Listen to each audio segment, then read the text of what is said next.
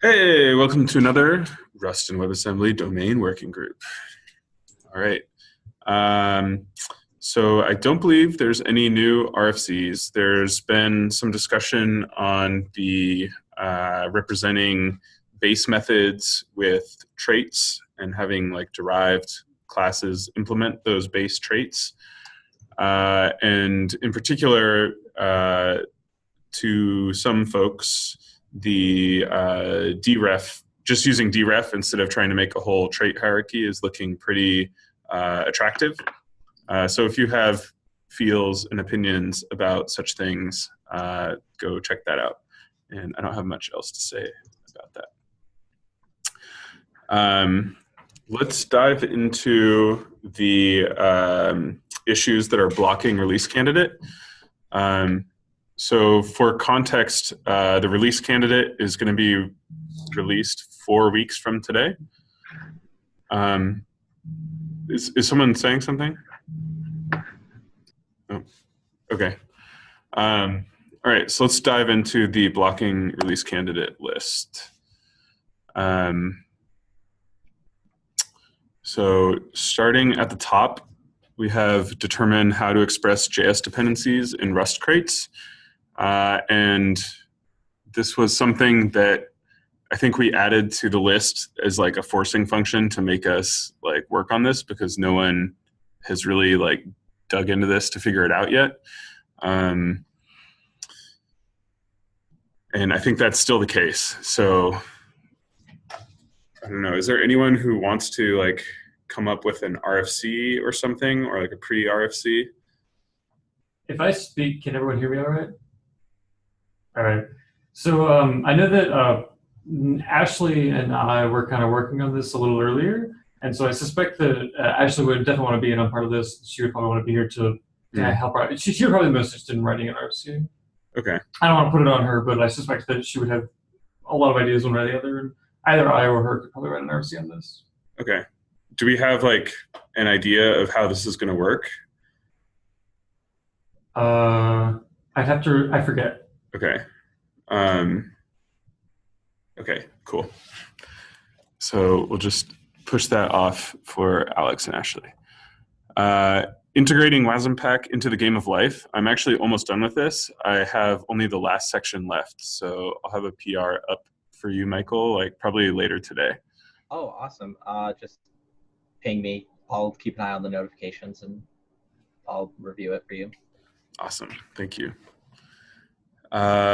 Next is CI and Dependabot/Greenkeeper stuff.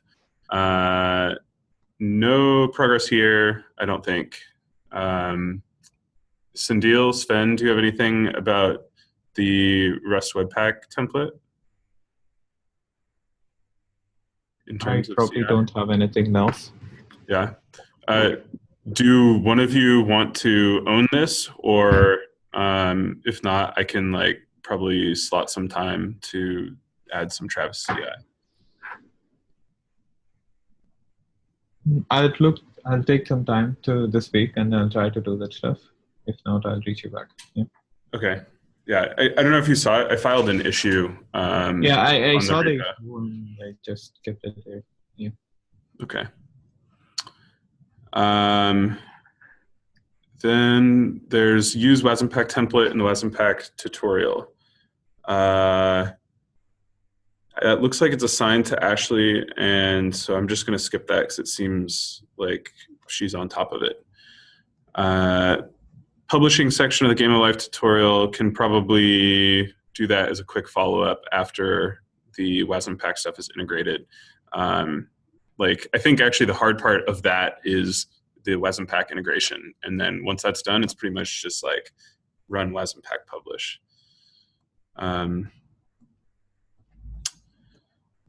The WebIDL namespaces, did that land already in WebSys? Yeah, so that actually landed in some capacity, but I know Ohanar had a comment at the very end of the issue saying that it's not fully implemented.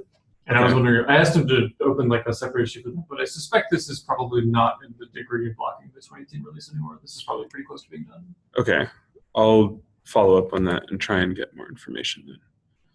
The WASM user-facing documentation overhaul is almost complete. In fact, I think like everything that can be done now pretty much is done now. And like there's some more documentation I want to have once we publish WebSys. Like I want to include all of the examples. Like we have the web audio example, we have the Canvas smiley face example, and I want to actually just like include those in the documentation.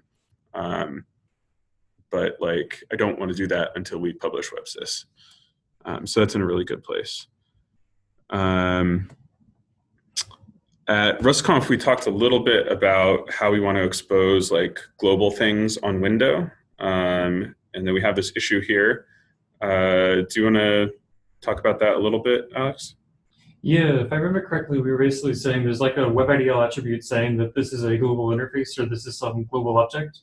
And basically right now we always generate those methods with &self, so they have to somehow get an instance to that, and we should just say, don't do that. So somehow we'll have to add support for generating non-&self methods, and whenever this attribute is present, and then just everything is stuck in the global namespace. And this would probably look like there'd be a tuple document function, there'd be a tuple alert function. I'm not really sure actually if there'd be like a tuple window function. Is window a property of itself? It is. Oh, yeah. perfect. So like both window.window, like window.window is window, and then there's like window.self is window as well. Okay. And then like when you're in workers, there's like, I don't know, whatever it's called, like worker global scope or something, .self is itself. That works. And I think what was basically, I think this issue is basically then take that attribute and generate globals, or generate like global functions as opposed to namespace functions on types. Right, and we don't want these to be static methods of window. We want them to be actually global functions. I could go another way. I think we have more support for global functions, so global functions. Okay. Cool. So that seems like it's on track. Then there's the CI thing. We already talked about that. Adding the extends attributes to JS types, that's almost done. So if anyone's looking for like some easy, good first issue stuff to hack on or wants to like help, yeah, Sarah.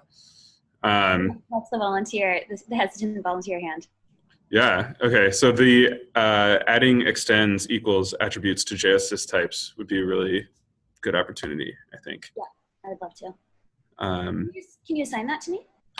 I can send it. So it's like one of these like checklist issues where like it doesn't make sense to assign the whole thing to one person.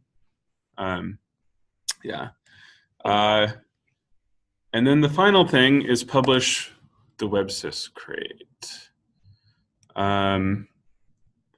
And so how far off are we here? So digging in, there's like namespaces support, which like maybe we should check off based on that discussion earlier.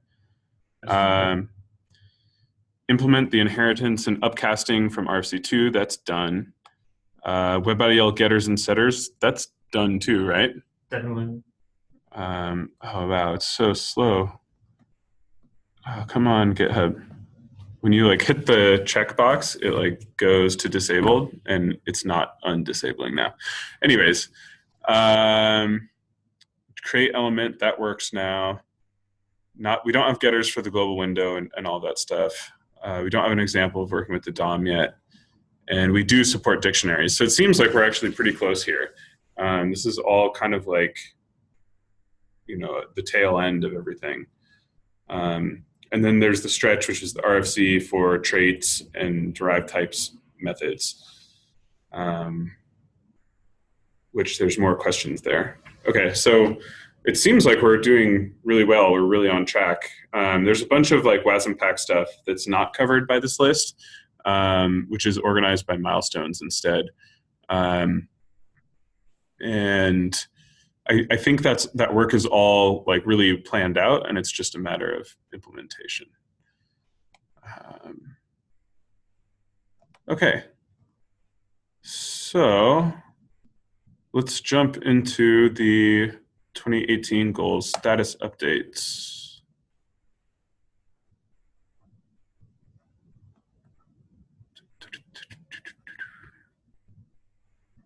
I feel like we just went over the WebSys stuff, so I think we can pretty much skip that. WASMPack, Ashley isn't here. I can do the update, or maybe Michael, do you want to? Yeah, so WASMPack has quite a few PRs open that still need to I need to review them today. Most of it's some documentation fixes, but there's a lot of this work in progress stuff that CSMOA has been doing that kind of does most of what we need for the 0.6 or 5 candidate. And so I think once those get in, we should be good. Okay. Would it be possible to make a release of WASMPack for the build subcommand with Webpack template? Possibly. Let me circle up with Ashley on that one. I'll make a note of it so that I don't forget. See, just like a point release or something like that. Yeah, this is with the WASMPack init renamed to WASMPack build. Yeah. Okay. Yeah. Yeah. I think we should probably be able to do that. But let me just circle up with her in case there's something else that's going on that I might not be aware of. Yeah. Another possibility is we could just go back to the, what is it, 04 release right now, and just fork off a temporary branch that adds an alias for build to init. Yeah. Make the transition forward easier. I think the idea is that going forward we would have the alias. I think it just needs to get done. As a deprecation, if you use init or you use build, it should do the same thing. I think was the idea. But currently it's on 0.4.2. That's the latest release. So if you're working off master, then it's not going to work the way you expect it.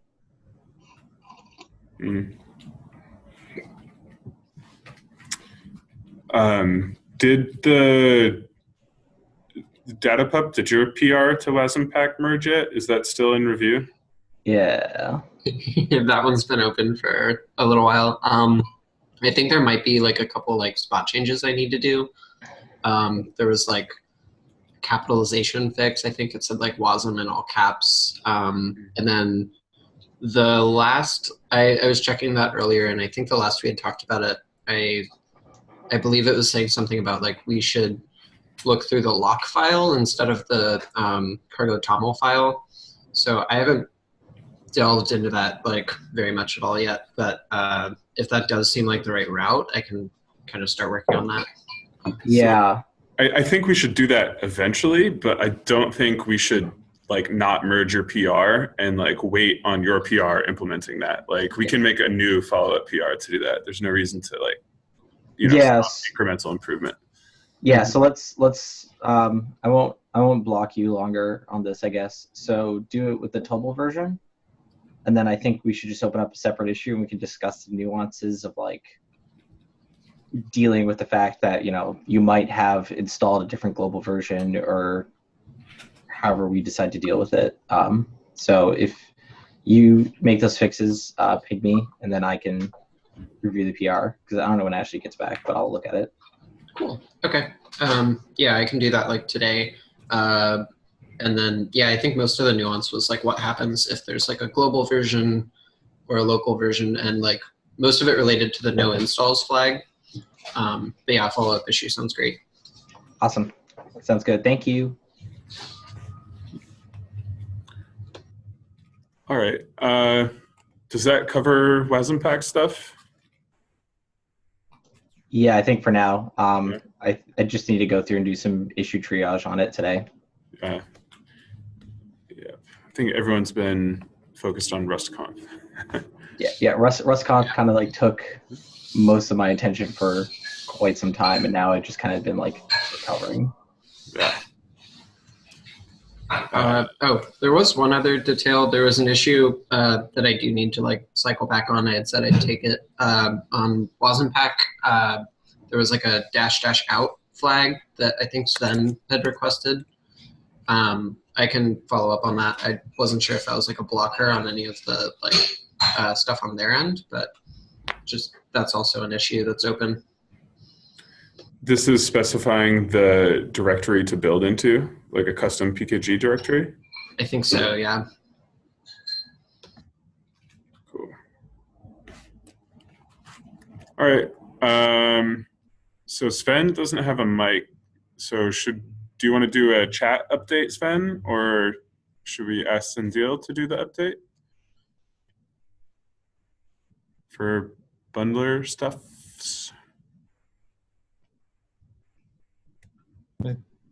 Everything is on track.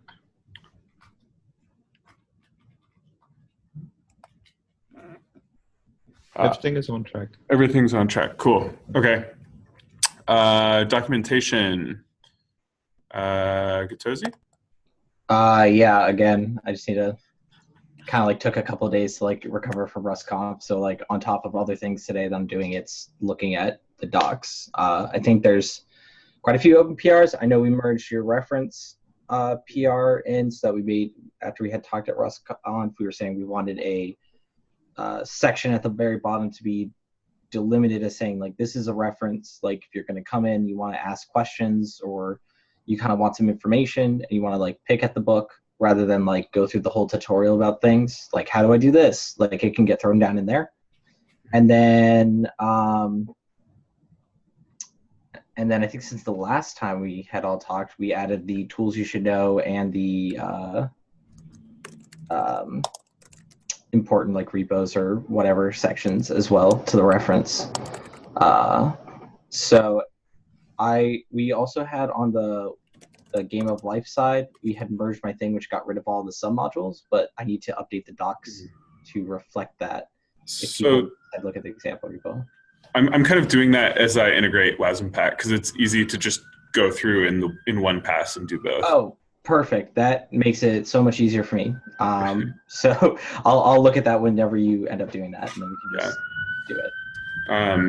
The other thing I want to call out is so we have all of this like information that's very referencey embedded in the Game of Life tutorial right now, like specifically about like the tools that are available for time profiling and like how to configure builds for small code size and that kind of stuff. And like very little of that is actually relevant to the Game of Life tutorial. It's like right now it's a whole bunch of reference material. And then it's like, oh, what if we applied this to the Game of Life tutorial? And so I filed these issues for like kind of like separating the two and creating reference pages for that kind of stuff. And then just referencing the reference material in the Game of Life tutorial, and then the parts that are actually like relevant specifically to the Game of Life tutorial. And so I think if anyone is interested in getting into helping out with the docs, that is another potential avenue. Yeah, just let me know. I think I'll probably just end up running some mentoring instructions at some point just to make it easier, because that way people can just look at it and pick it up rather than having to ask. Yeah, so I filed an issue. Let me pull it up. Yeah, it's 76 and 74. I think, split out reference is 74. Yeah, debugging, time profiling, shrinking WASM code size.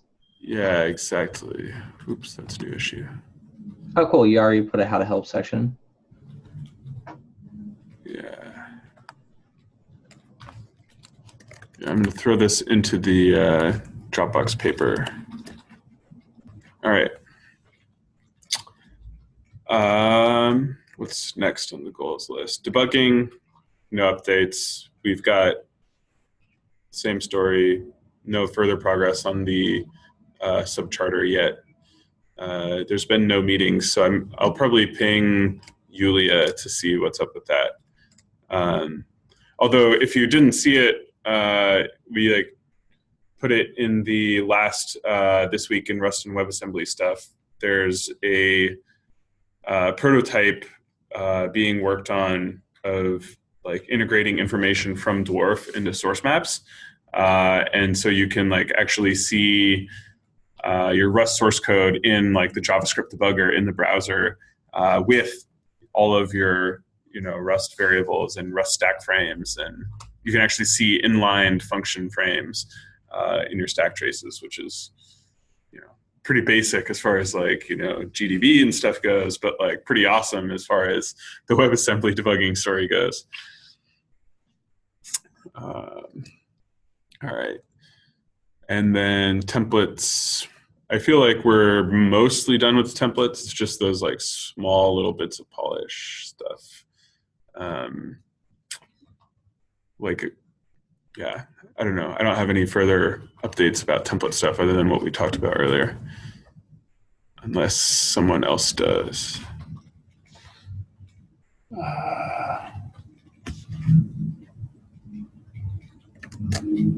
Okay. The next item on the agenda is whose responsibility is it to post to This Week in Rust and WebAssembly, or post the new issues to various social medias. Does anyone have opinions? The reason I had brought that up was because I recognized at one point that I think Sendil had posted it on our subreddit. I guess we have one. And then you posted it on the actual Rust subreddit. And then Sendil had cross-posted it. And I'm kind of the opinion that we're not large enough to like need our own subreddit necessarily. Most of what This Week in Rust does actually just posts it directly to the Rust subreddit. Pretty much like anything that's done this week, like Redox or TyKV, they've always just posted it to the subreddit. So I think we just need one person to do the release. Just go from I have posted on the Twitter account, posted on the subreddit, and then wherever else, I guess, maybe like users.rustlang.org or whatever. And that's it.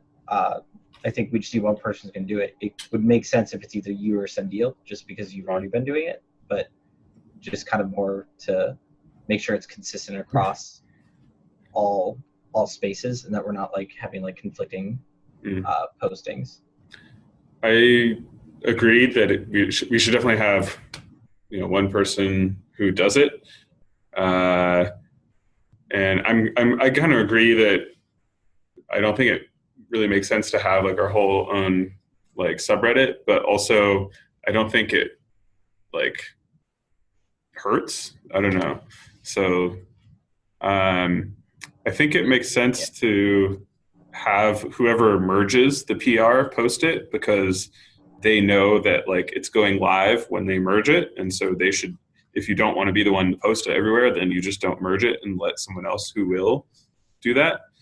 And like I guess I've been the one who's been merging them, but like it doesn't always need to be me who merges it. Yeah, I guess it just also depends on who has access to the Twitter account. So that's also true. It. So whoever does is also probably going to be the person who merges it. Yeah, I think it's who has access. Me, Sendil, and Ashley, I think. Okay, well, so how about that's the rules. Whoever hits merge is the one who posts it. Perfect. Okay. Yeah. All right. Posts to social media. And then the places we want to post to are Rust, Twitter, users.rustlang.org, and internals.rustlang.org. Yeah. And probably also r/WebAssembly. Cool. Okay. So WASM bindgen threads, ?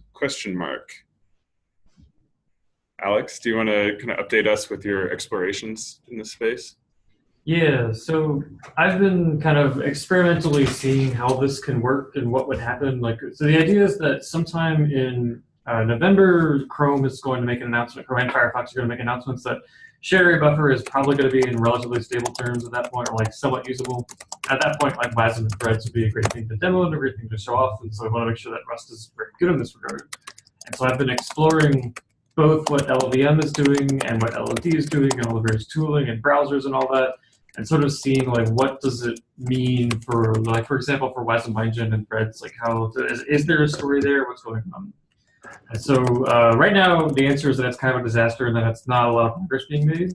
There's a lot of tooling that needs updates. There's a lot of things that need to be fixed here and there, and there's tons of various little tiny bugs here and there.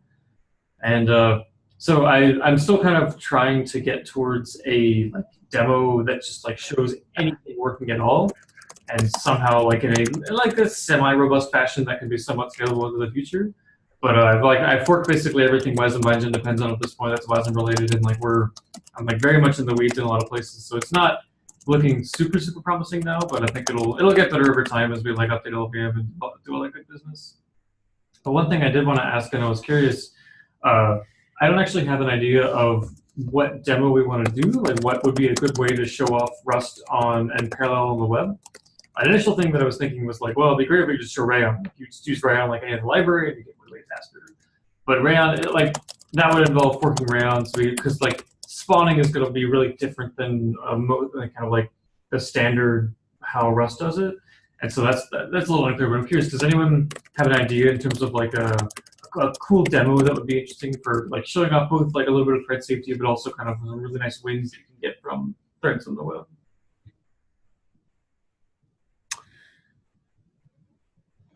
So the Programming Rust book by Jim Blandy and Jason Orendorff starts with an example of creating Mandelbrot images, and they use, I don't know if they use Rayon or what, but they spawn a bunch of threads and show that it's faster when you have more cores. That's probably good enough. Yeah, I don't know. And like, we could probably just Google like multi-threading and like see what other people who introduced the concept of multi-threading are using for examples, because they've probably thought about it and we can just leverage their thoughts. Yeah. Right. Does anyone have anything else about WASM bindgen threading or WASM threading in general? Or anything about anything else, because that's the end of the written down agenda items. So if anyone has anything they'd like to talk about. Sven had a message in the chat about this. That's a question. So right now, we're very different from how unscripted's working. So like Rust itself doesn't support pthreads at all. Like it's not like exposing the interface. It's more like this thread module. The answer is that's just totally hosed. I can't see any way in a WASM bindgen world to get thread colon spawn within a library actually working. So currently, I'm not really going towards that kind of goal. It's more of like custom spawning and like custom dealing with it and custom messaging, and it's kind of unclear. It has to do with like the main thread can't be blocked, and so the only way you can synchronize the main thread is through some out-of-band like browser API, and so that makes it all kind of hard in and of itself. So for now, that's kind of one of the hacky parts, which is it's not using the standard threading that we have in Rust. Like it's just kind of like all off on the side in kind of library form. So that it's very unfortunate. Like that's not going to be a great thing for adoption, but I am hoping that like once we get a first demo working, we can kind of push from beyond there and see how close we can get to some thread. Have you tried to implement on top of Worker, like real thread or more like green threads? Yeah, this is all workers. So the way it works is your WASM imports a memory instead of like creating its own. And then that memory you import is actually backed by a shared array buffer instead of a normal array buffer. And then what you have is you spawn a worker that imports a shared array buffer memory that's shared with another worker that has the same imported shared array buffer memory. And then now you have shared memory on two different threads.